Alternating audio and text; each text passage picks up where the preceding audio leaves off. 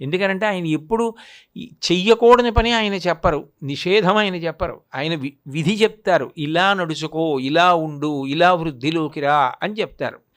అప్పుడు శంకరాచార్యుల వారి యొక్క ధ్యానము వారు చెప్పినది వినడం, వారు ఇచ్చినది చదవడం, వారికి నమస్కరించడం, వారిని పూజించడం కన్నా క్షేమదాయకమైన విషయం ఏముంది?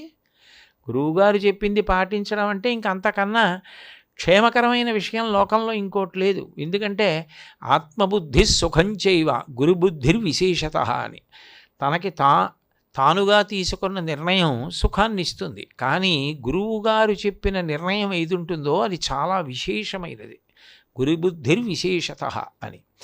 అందుకని గురువు చెప్పిన వాక్యాన్ని పట్టుకుని అనుష్ఠానంలోకి తెచ్చుకున్న వ్యక్తి ఎవరున్నాడో ఆయన క్షేమాన్ని పొందుతూ ఉంటాడు.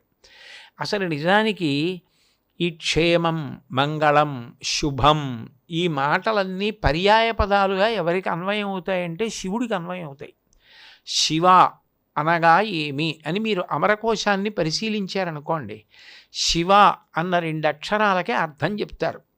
చెప్తూ మంగళము, శుభము, కళ్యాణము, శోభనము ఇవన్నీ శివుడు.